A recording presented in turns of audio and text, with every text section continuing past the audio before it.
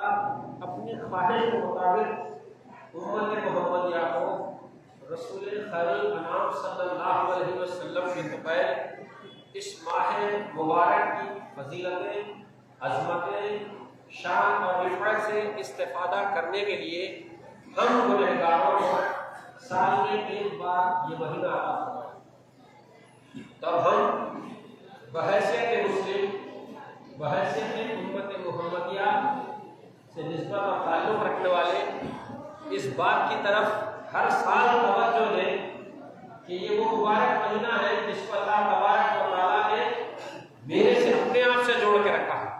یعنی اللہ کے رسول نبی رحمت صلی اللہ علیہ وسلم نے ارشاد فرمایا کہ اے لوگوں، تم پر ایک ایسا مہینہ سایہ فگر ہو رہا ہے جس کا پہلا دہا رحمت کا ہے، پھر آپ نے فرمایا جس کا دوسرا دہا مغفرت کا ہے، پھر آپ نے فرمایا اس کا تیسرا جو دہا ہے وہ جہنم سے آزادی کا ہے۔ تو معلوم یہ ہوا جیسے کہ اللہ کے رسول نے فرمایا تھا الشعبان شہری، یعنی شعبان میرا مہینہ، اور رمضان کے تعلق سے آپ نے فرمایا یہ امت کے لیے انعام ہے۔ تو ہم امتیوں کے لیے کیا ہی یہ بڑی سعادت ہے، کیا ہی یہ بڑی شان اور عظمت والی بات ہے کہ ہم کو ہر سال رمضان کے فیوز و برکات حاصل کرنے کی حیثیت میسر ہو۔ اگر ایمانداری کے ساتھ اگر ہم اپنی ذات کا محاسبہ کریں، یعنی کیلکولیشن کریں، تو آپ اللہ کے گھر میں آنے کے لائق ہی نہیں ہیں، کیونکہ خدا کے سکتا ہے جو خدا والا ہو، خدا کے گھر میں وہی آ سکتا ہے جو فرمانبرداری کا جذبہ رکھتا ہو۔ ہم صرف ایک مہینے کے مسلمان بن کر رمضان کے مہینے میں چاہے وہ سحری کا معاملہ ہو جائے یا افطار کا معاملہ ہو جائے، ہم اپنے وقت کو بانٹ کر رکھے ہوئے ہیں۔ یہ وقت یہاں سے یہاں تک اس کام کے لیے ہے، جبکہ ہونا تو یہ چاہیے کہ اس ماہ مبارک میں ہماری کوئی سانس بھی بہت کے حقوق کے مطابق بغیر اللہ کی یاد کے نہ ہو۔ ہونا تو یہ چاہیے کہ ہم ہر وقت بندگانہ نماز کی پابندی کے ساتھ قرآن کی تلاوت میں اپنا وقت صرف کریں۔ ہونا تو یہ چاہیے روزے دار کی ایک کیفیت ہونی چاہیے، کیونکہ اللہ کے رسول نے فرمایا کہ روزہ حال ہے مسلمان کے لیے جہنم سے آزادی کا ایک پروانہ ہے۔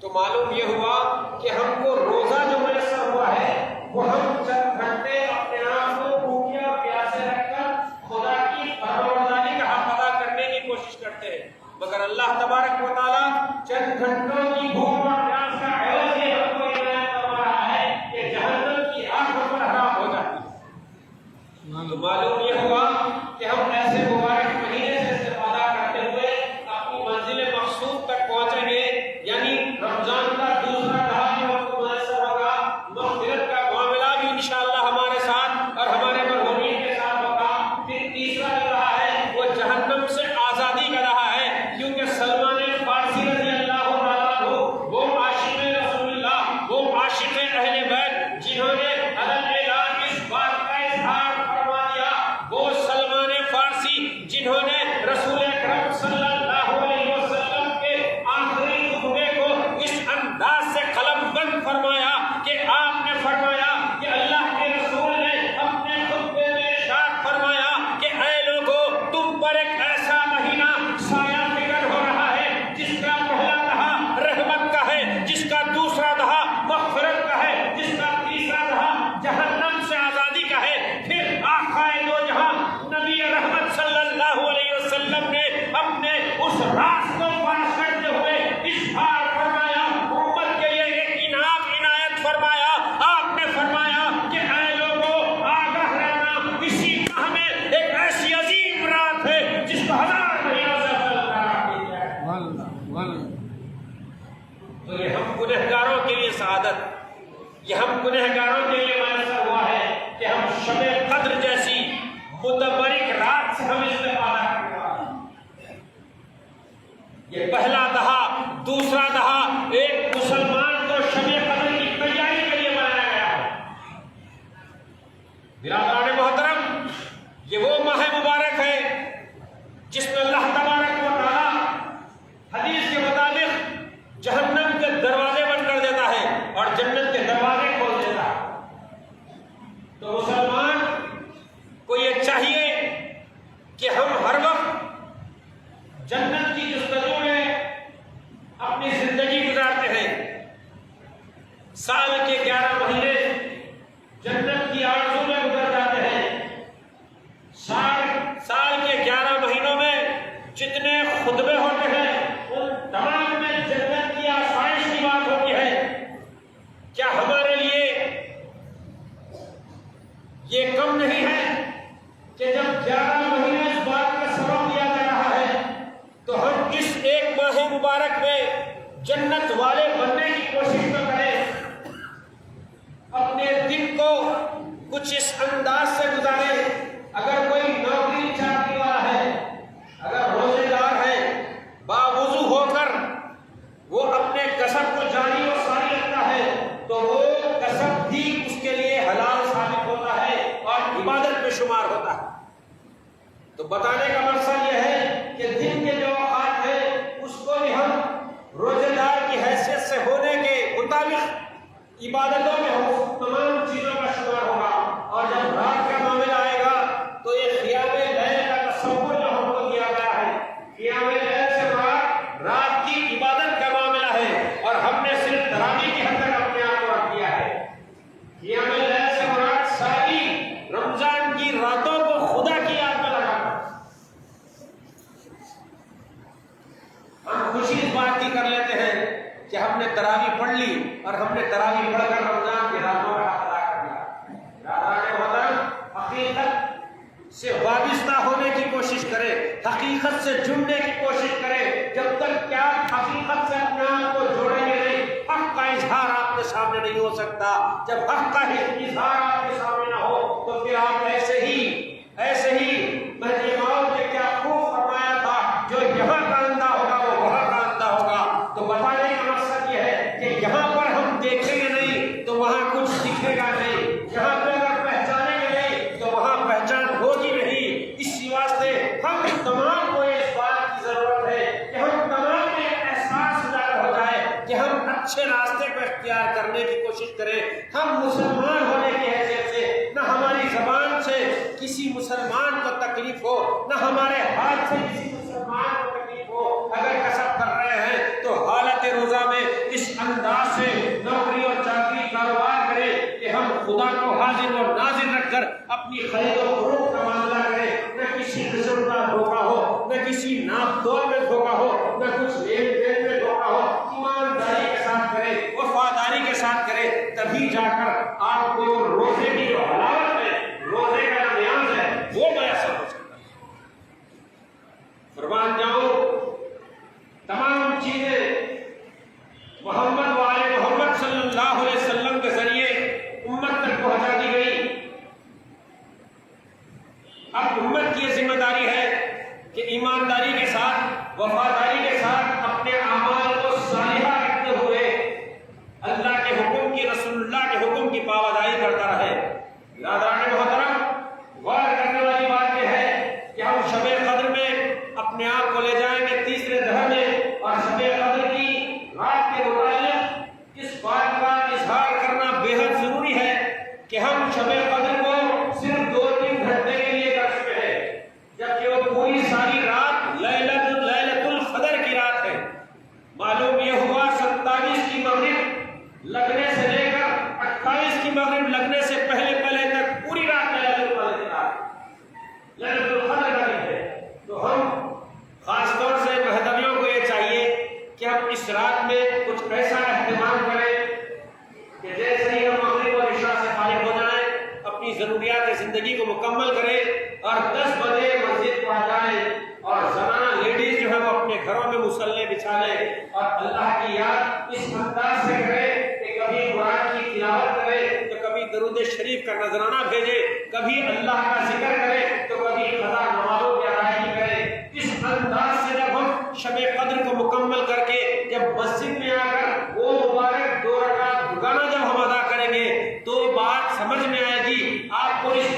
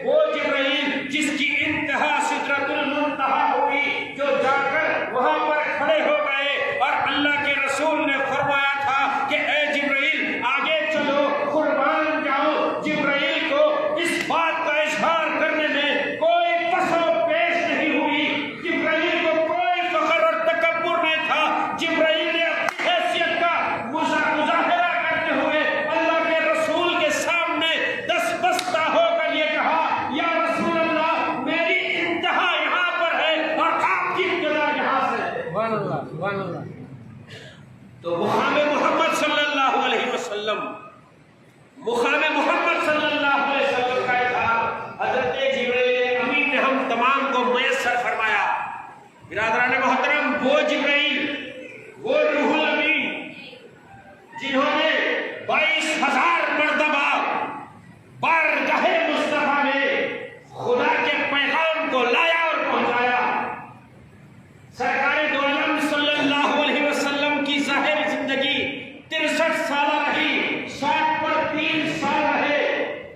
60 پر 3 سال میں جبرائیل امین نے وحی کا جو سلسلہ، وحی کا جو پیغام بارگاہ مصطفیٰ میں پہنچایا، وہ 22,000 مرتبہ ہوا۔ ایک وہ فرشتہ جس کو عظمت اور شان سے نوازا گیا، وہ فرشتہ خدا کے حکم سے، خدا کی خواہش سے عرش معلیٰ سے بارہا آ رہا ہے۔ کس کے واسطے آ رہا ہے؟ تو نور خدا محمد رسول اللہ کے واسطے آ رہا ہے۔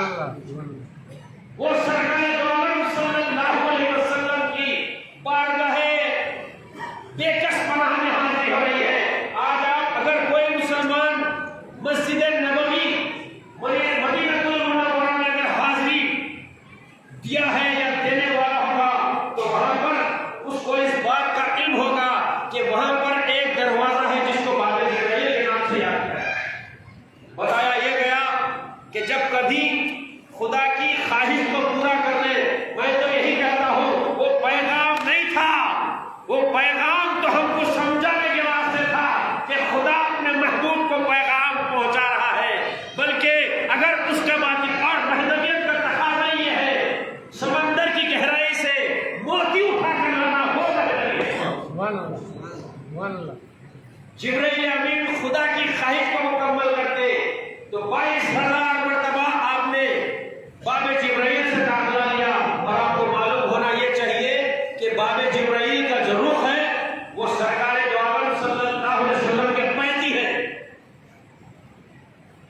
یہ بات اس واسطے میں آپ کو سمجھا رہا ہوں کہ آپ کو شان رسالت پاک صلی اللہ علیہ وسلم سمجھ میں آ جائے، یعنی جہاں سرکار کے پیر ہیں وہاں پر باب جبرائیل کا داخلہ ہے۔ تو اللہ کو یہ بھی گوارا نہیں کہ کوئی میرے محبوب کے پاس ادھر سے آئے یا ادھر سے آئے، جو کوئی آئے سرکار کے ختم ہو جائے۔ یہ خدا کی شان ہے۔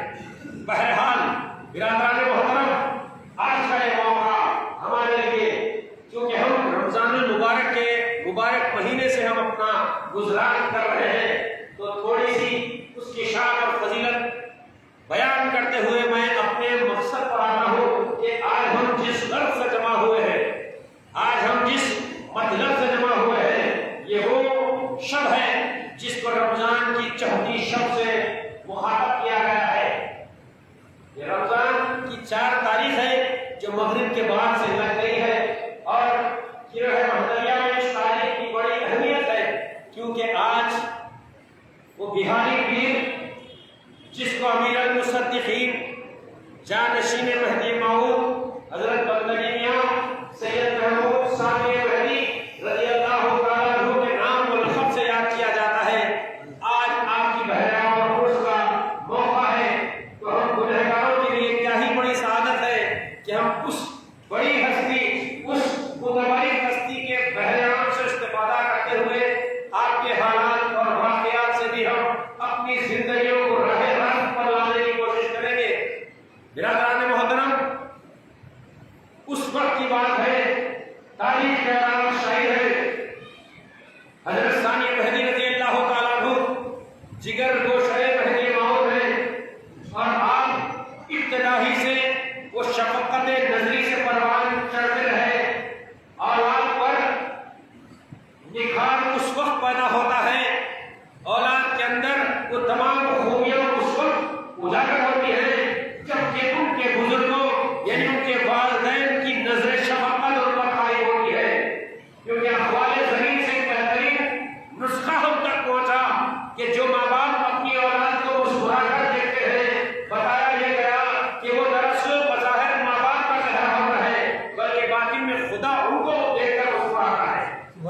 تو ماں باپ کی جتنی تعظیم اور تکریم کی جائے کم ہے، کیونکہ انسان کی زندگی کو دینے والے ظاہری طور پر ماں باپ ہی ہیں۔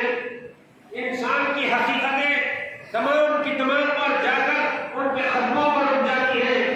تو ہمیں چاہیے کہ ہم اپنے والدین کی تعظیم اور تکریم کریں، ان کی خدمت کا حق ادا کرنے کی توفیق عطا ہو، کیونکہ ثانیہ مہدی رضی اللہ تعالیٰ عنہ فرما بردار فرزند تھے تو ہی جا کر دل بند ہوئے۔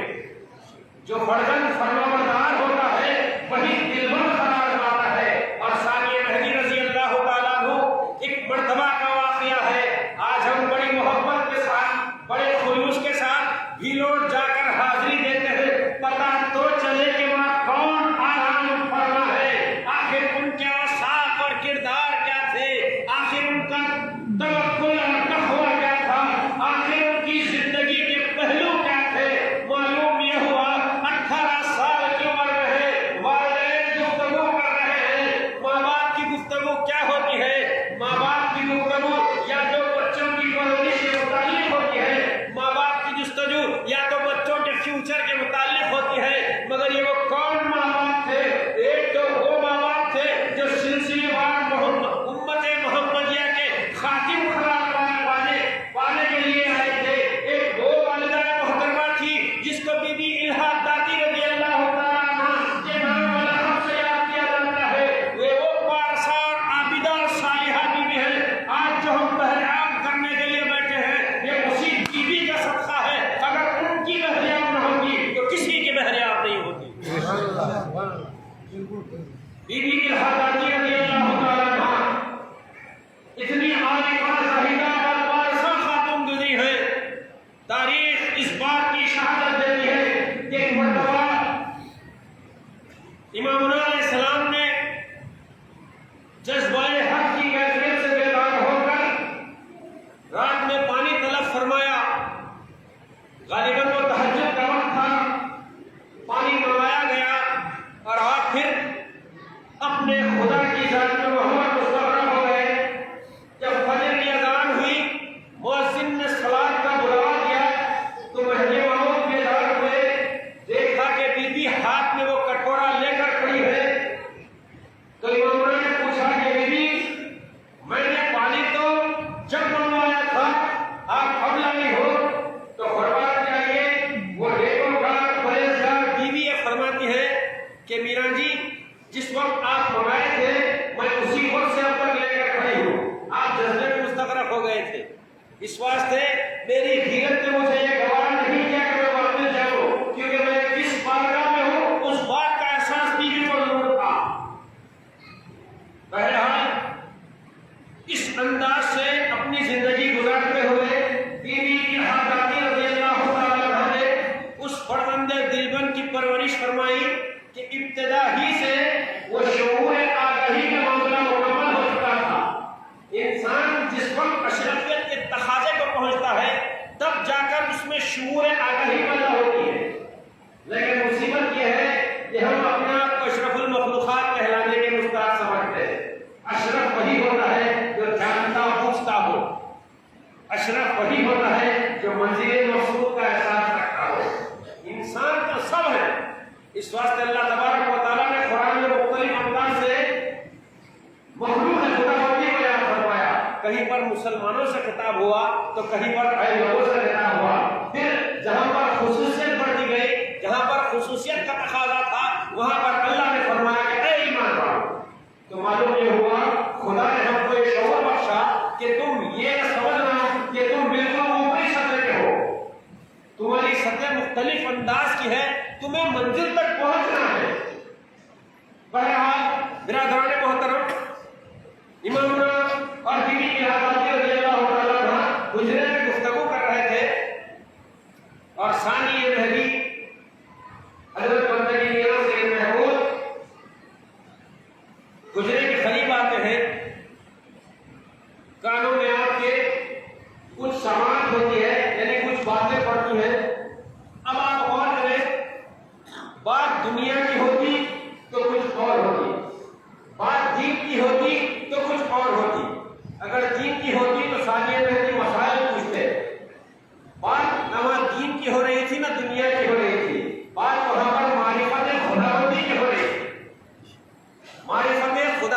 راز باہر ہو رہے تھے اور ان راز کا اثر ثانیہ مہدی پر ایسے ہوا کہ آواز آئی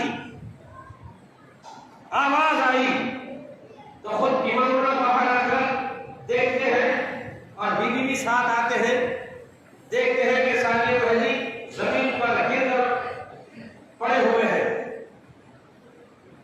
کہنے والوں نے کہا کہ ثانیہ مہدی ان گفتگو کو سن کر ان راز افشانی کو گوش گزار کرنے کے بعد بے ہوش ہو گئے۔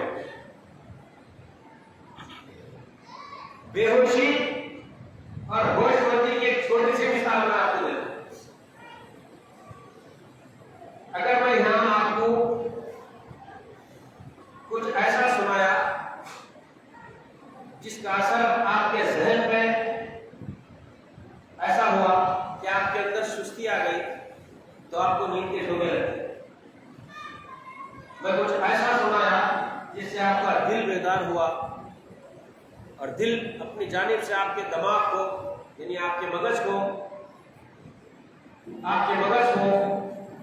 کچھ نشر کیا تو آپ بیدار ہو جاتے، ہوش میں آ جاتے، آپ کی کیفیت بدل جاتی۔ پھر بحریان محفل کے بعد آپ بولتے حضرت آپ نے کیا بیان کیا، میرے رونگٹے کھڑے ہو گئے، میری کیفیت بدل گئی۔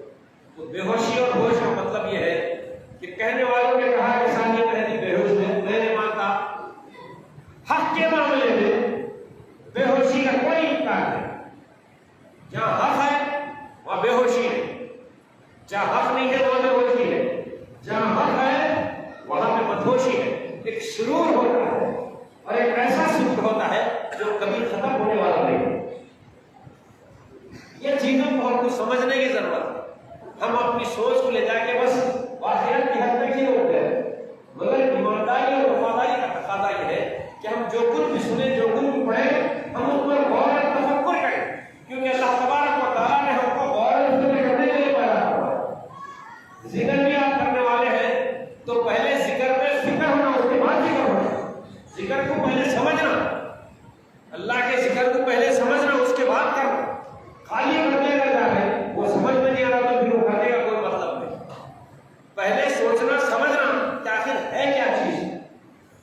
جب سمجھ میں آ گیا تو آپ کو جستجو پیدا ہو جاتا، آپ کو اس چیز سے لگاؤ پیدا ہو جاتا، آپ کو اس چیز سے تعلق پیدا ہو جاتا۔ جب تعلق قائم کر کے، جس کی چھوٹی مثال، اگر آپ مرید نہیں ہیں، مرید نہیں ہونے کا ذکر کر رہے ہیں، مرید نہیں ہونے کا آپ دوسرے فارمیلٹیز کر رہے ہیں، جو بھی ذمہ داریاں ادا کر رہے ہیں، تو آپ کے دل کو تسلی نہیں ہوتی۔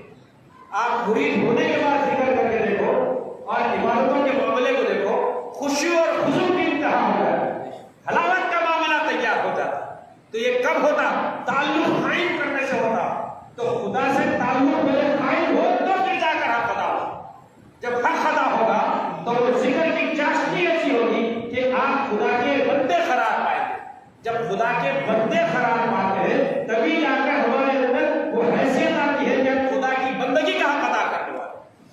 برادران محترم، ثانیہ مہدی رضی اللہ تعالیٰ عنہ اچانک سے زمین پر گرتے ہیں اور امامنا مہدی موعود خاتم ولایت محمدیہ تشریف لاتے ہیں، لیکن اراداتی بھی آتے ہیں اور پریشان ہوتی ہیں، تو امامنا فرماتے ہیں کہ لیکن پریشان مت ہو، بھائی سید محمود نے جو عارفانہ گفتگو سنی ہے اس کا اثر ایسے ہوا کہ میاں سید محمود کا بال الا اللہ ہو گیا۔ بال الا اللہ سے مراد کیا ہے؟ بال الا اللہ کون ہو سکتا؟ وہی ہو سکتا ہے جو لا الہ ہونے کے معاملے کو مکمل فرما دیا، جس کو اس بات کا احساس ہو گیا ہو کہ صرف اور صرف خدا کی ذات واحد ہے اور وہی قائم اور دائم ہے۔ اس بات کا احساس جب تک ہمارے قلب پر، ہماری روح پر نہ ہو جائے، اس وقت تک ہم لا الہ الا اللہ کا حق ادا کرنے والے ہیں۔ جب لا الہ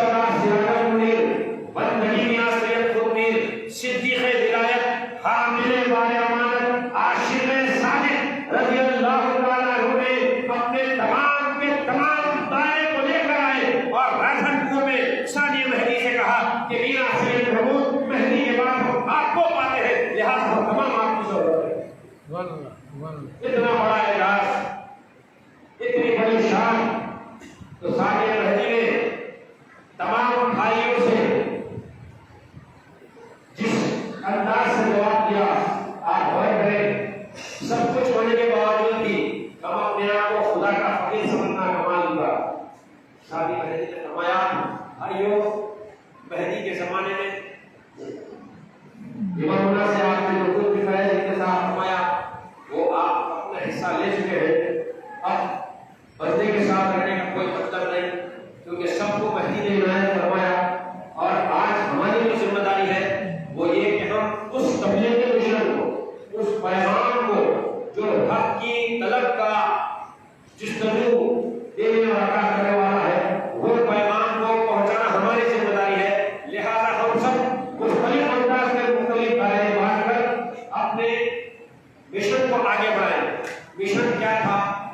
قوم کی خدمت تھی، طالبان حق کو حق کی طرف بلانا تھا، اور دیکھنے والوں کو خدا کو بنانا تھا، کرنے والوں کو اتباع مصطفیٰ میں لگانا تھا، حضرت اماموں نے اپنا حق ادا کرنا۔ اس انداز سے، اس طریقے سے ہمارے بزرگوں نے اس مشن کو چلایا ہے۔ معلوم یہ ہوتا ہے کہ یہ وہ مشن ہے جو انبیاء کو عطا کیا گیا، یہ وہ مشن ہے جو اماموں کو عطا کیا گیا تھا، اس مشن پہ ہم کو قائم کیا گیا ہے۔ تو ہماری یہ ذمہ داری ہے کہ ہم مخلوق خدا کی رہنمائی کریں، نہ کہ ہم ان کے قائد بنیں۔ ایک تاریخ دنیا جو خدا کی جستجو، خدا کی محبت میں، خدا کے کام پر بیٹھا ہوا ہے، اسے اس بات کی اجازت نہیں کہ وہ کوئی دنیاوی کام میں اپنے آپ کو انوالو کرے۔ یہ ہمارے لیے شرمندگی ہے کہ اگر ہم خدا سے ایک عہد لے کر پھر اس کو جو ہے نا ہم دھوکہ اگر دیتے ہیں تو ہمارے ایسا بدبخت کوئی نہیں ہے۔ آج ملت پر، افراد گروہ پر اثر کیا پڑے گا کہ اگر ہم اچھے نہیں ہیں تو ہمارا اثر پوری قوم پر پڑے گا۔ اگر ہم بارسا ہے، عمل پیرا ہے، تو یقیناً اللہ تبارک و تعالیٰ اس میں ایسی تاثیر اور برکت دے گا کہ آپ کے دل خائف ہو کر آپ کی زبانیں اقرار کریں گی کہ ہم آپ کی اطاعت اور آپ کی اتباع کریں۔ یہ کب ہوگا؟ جب میں باعمل ہوں، اگر میں اپنی ذمہ داری کو پوری کر رہا ہوں تو ہوگا، کیونکہ یہ سبق ہم کو ثانیہ مہدی نے دیا ہے۔ ثانیہ مہدی نے ہم کو یہ سبق دیا ہے۔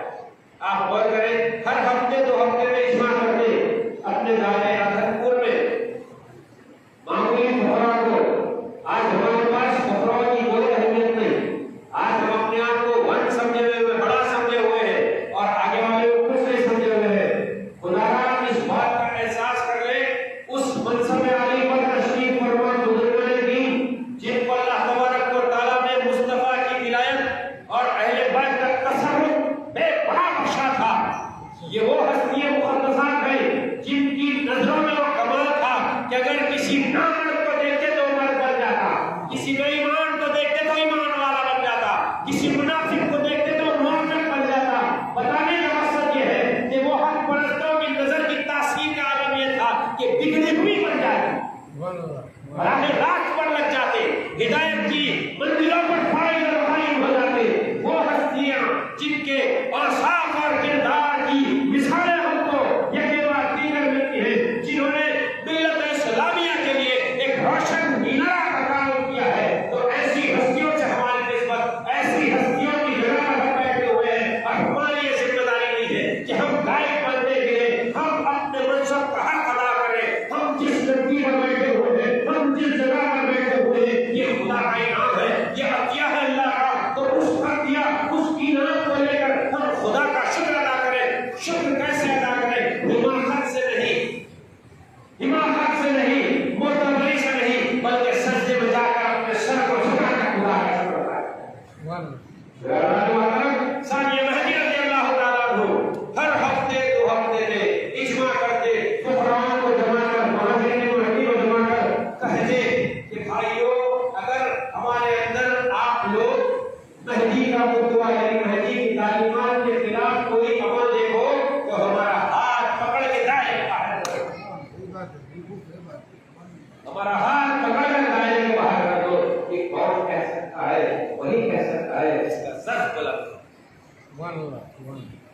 برادران محترم، ثانیہ مہدی جیسی ہستی معمولی دائرے کے فقراء سے مخاطب ہو کر یہ کہہ رہی ہے کہ اگر میرے اندر مدعائے مہدی تعلیمات امامنا کے خلاف کوئی عمل ہو تو میرا ہاتھ پکڑ کر دائرے کے باہر کر دے۔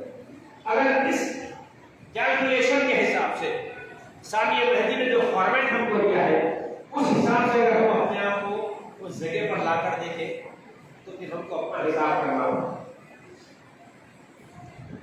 ہم کو ہمارا حساب کرنا پڑا۔ یہ اللہ کا فضل ہے کہ اللہ تبارک و تعالیٰ اپنے بزرگوں کے صدقے سے ہم جیسے نکموں کی، ہم جیسے بیماروں کی چلا رہا ہے۔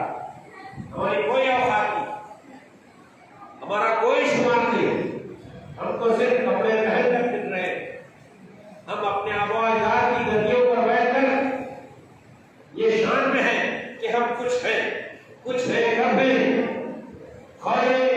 خواجہ بندہ نواز کو مد نظر رکھنا، خواجہ بندہ نواز کے سدراس سید محمد حسینی رحمۃ اللہ علیہ، جس کے تعلق سے مہدی موعود نے فرمایا تھا جب آپ آسمانے پر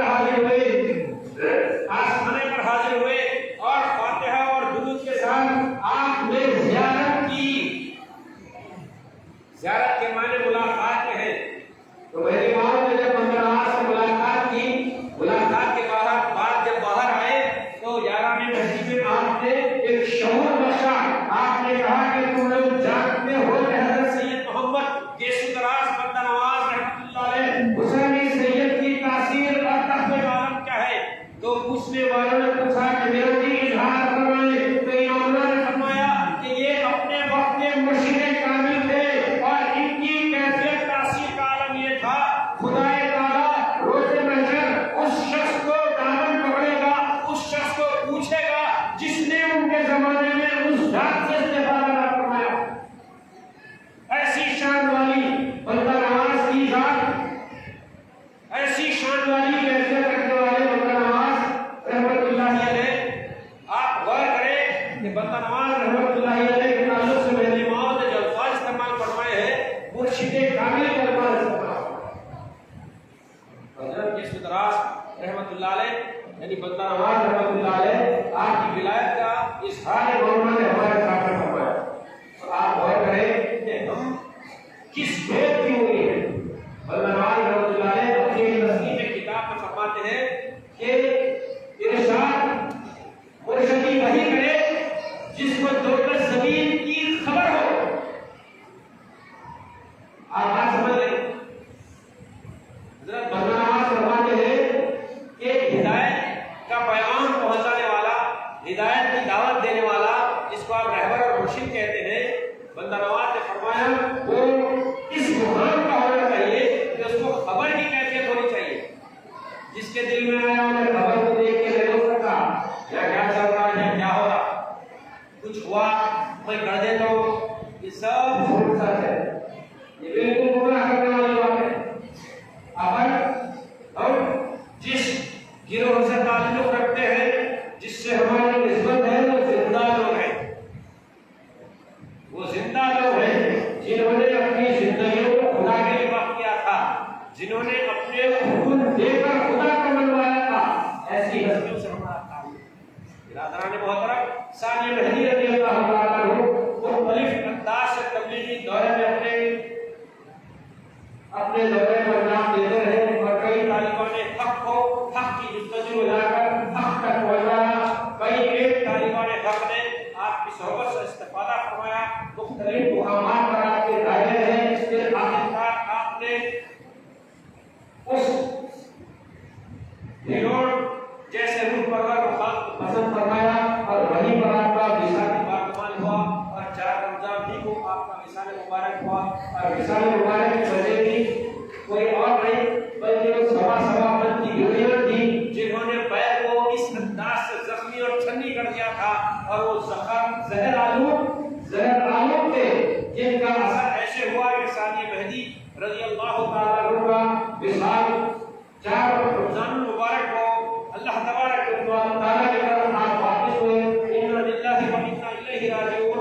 آخر میں اللہ تبارک و تعالیٰ سے دعا کرتا کہ پروردگار اعظم اپنے فضل سے رسول اللہ صلی اللہ علیہ وسلم وسلم کے وسیلے صدقے اور بڑے بڑے پاک اہل بیت پاک اماموں مہدیوں خاتم ملت محمدیہ کے صدقے تو خیر اور خصوصاً صالح مہدی کے صدقے تو خیر ہم تمام میں آج کی اس بیان اور اس بحث کا حاصل صرف اور صرف